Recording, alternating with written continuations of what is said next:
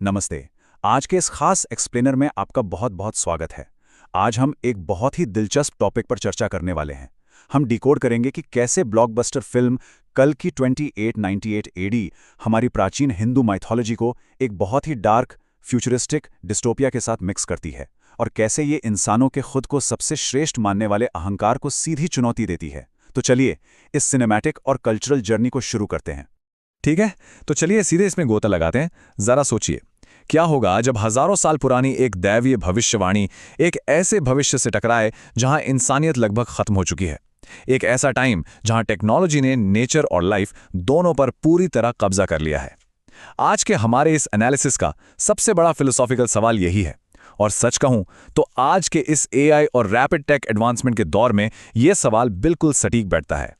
इस थीम की गहराई को समझने के लिए international journal for multidisciplinary research के एक पेपर का यह शानदार कोट देखिए। इसमें लिखा है, उत्तर मानववाद की दार्शनिक संरचना के भीतर मानव केंद्रित सोच की आलोचना की गई है।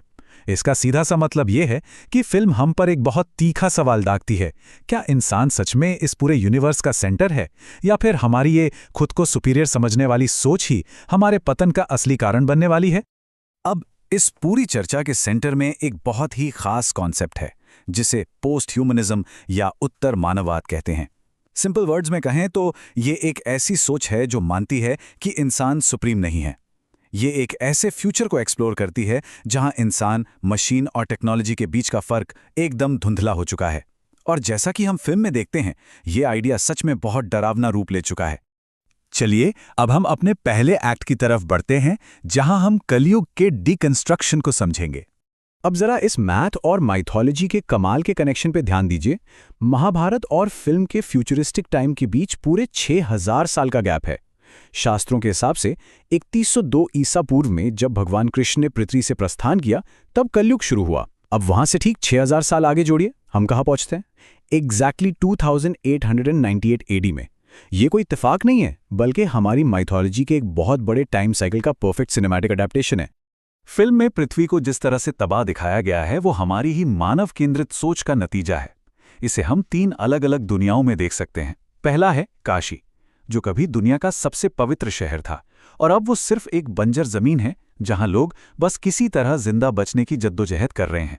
उसके ठीक ऊपर मंडराता है द कॉम्प्लेक्स, जो एक तरह का स्टेराइल ट्रांसह्यूमनिज्म है, जहां दुनिया भर की वेल्थ और रिसोर्सेज को निचोड़ कर रखा गया है। और फिर आता है शंभाला, जो नेचर के साथ एक परफेक्ट और बैलेंस सहजीवन की इकलौती उम्मीद है। अब ये वाला कंपैरिजन तो सच में माइंड ब्लोइंग है। कल्कि पुराण में साफ साफ लिखा है कि भगवान कल्कि का जन्म शंभाला गांव में एक ब्राह्मण जोड़े के घर होगा, राइट? लेकिन फिल्म इस पूरी कहानी को पलट कर रख देती है। यहां कल्कि कोई आसमान से उतरा चमत्कार नहीं है, वो द कॉम्प्लेक्स की एक कोल्ड लैब में जेनेटिकली इंजीनियर किया गया एक भ्रूण है, जिसे सम 80 नाम की एक लैब सब्जेक्ट ने कैरी किया है। ये एंशिएंट फेथ और डार्क साइंस फिक्शन का क्या गजब का कॉम्बिनेशन है, जो हमें हमारी दूसरे एक्ट पर ले जाता है, टेक्नोलॉजी और उत्तर मानववादी स्थिति। तो ये सुप्रीम यास्किन का प्रोजेक्ट के असल में है क्या चीज? इसके स्टेप्स सुनेंगे तो रोंगटे खड़े हो जाएंगे। सबसे पहले उपजाऊ महिलाओं को किडनैप करना, फिर उनका आर्टिफिशियली गर्भाधान करना, और फाइनली उस अजन्मे भ्रूण से एक ऐसा सीरम निकालना जो तानाशाह यास्किन की उम्र बढ़ा सके। मतलब आप सोचिए, इंसान की अपनी कोई वैल्यू ही नहीं बची। लाइफ बस एक बायोलॉजिकल रिसोर्स बनकर रह गई है। और सुप्रीम यास्किन इस पूरी ट्रांसह्यूमनिस्ट तानाशाही का सबसे बड़ा चेहरा है। वो साइबरनेटिकली एनहेंस्ड है और खुद को एक भगवान की तरह देखता है। वो एडवांस टेक्नोलॉजी का इस्तेमाल करके जिंदगियों से खेल रहा है। ये कैरेक्टर हमें ये सोचने पर मजबूर कर देता है कि जब टेक्नोलॉजी लाइफ और डेथ को कंट्रोल करने लगे, तो फिर इंसान होने का मतलब ही क्या रह जाता है। अब आते हैं कहानी के सबसे इमोशनल और गहरे हिस्से पर, कर्तव्य, श्राप और पुनर्जन्म। आप सभी को अश्वत्थामा का श्राप तो याद ही होगा, है ना? शास्त्रों में महाभारत के बाद एक अजन्मे बच्चे पर ब्रह्मास्त्र चलाने के कारण उसे हमेशा के लिए अकेले भटकने का श्राप मिला था। लेकिन इसका सिनेमाई मोक्ष देखे। अब यही 8 फुट का अमर योद्धा कल्कि के अजन्मे रूप और उसकी मां की रक्षा कर रहा है। जिसे कभी बच्चे को मारने का श्राप मिला था, वही आज रक्षक है। कर्मों के प्रायश्चित की इससे बेहतर कहानी और क्या हो सकती है? और अब भैरव की बात करते हैं। मेकर्स ने बहुत ही चालाकी से हिंट्स दिए हैं कि ये बाउंटी हंटर असल में महाभारत के ट्रैजिक हीरो कर्ण का पुनर्जन्म है। जरा इन सुरागों को मिलाइए। कर्ण को एक सारथी ने पाला था, भैरव को एक पायलट ने। भैरव इकलौता है जो उस भारी भरकर विजय धनुष को उठा सकता है। वो हर बार कहता है कि वो कभी कोई लड़ाई नहीं हारा। ये सब चीख चीख कर कह रही हैं कि सबकॉन्शियसली वो अपने पिछले जन्म के अधूरे कर्मों को पूरा करने के लिए ही वापस आया है। भैरव का जो मॉरल ट्रांसफॉर्मेशन है वो कहानी का सबसे अहम हिस्सा है। शुरुआत में वह सिर्फ पैसों के पीछे भागता है, एकदम स्वार्थी। लेकिन क्लाइमैक्स में जब वो विजय धनुष उठाता है तो धर्म का असली मतलब उसके अंदर जाग जाता है। वो सुमति के आगे एक ढाल बनकर खड़ा हो जाता है।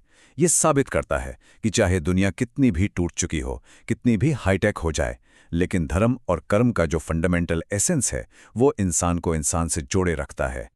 और अब सबसे एक्साइटिंग पार्ट, चलिए देखते हैं कि कल की सिनेमैटिक यूनिवर्स आगे कैसे बढ़ने वाला है।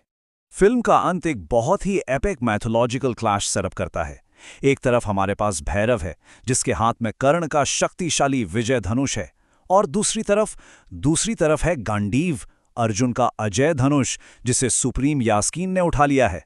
ये सिर्फ दो हथियारों की लड़ाई नहीं है, ये आने वाले सीक्वल में एक लेजेंडरी वॉर का बहुत ही क्लियर और रोंगटे खड़े कर देने वाला प्रॉमिस है। और यास्किन का वो मिड क्रेडिट सीन तो लिटरली एक गेम चेंजर था। उस निकाले गए सीरम की सिर्फ एक बूंद और यास्किन एक बूढ़े कमजोर इंसान से एक जवान 4 हाथों वाले सुपर ह्यूमन में बदल जाता है। गांडीव उठाकर वो खुद सुमिति और कल्कि का शिकार करने की कसम खाता है। पूरा स्टेज सेट हो चुका है। एक तरफ जन्म लेने वाला नया ईश्वरीय अवतार और दूसरी तरफ साइंस और सीरम से बना कलयुग का ये पावरफुल विलेन। तो इस पूरी चर्चा के बाद एक बहुत ही गहरा सवाल पीछे छूट जाता है।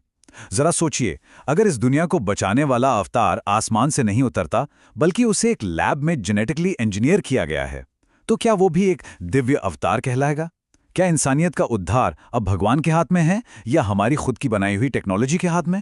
कल की 2898 AD हमें इन शानदार सवालों के साथ छोड़ जाती है। आज के इस एक्सप्लेनर में हमारे साथ जुड़ने के लिए आपका बहुत बहुत शुक्रिया।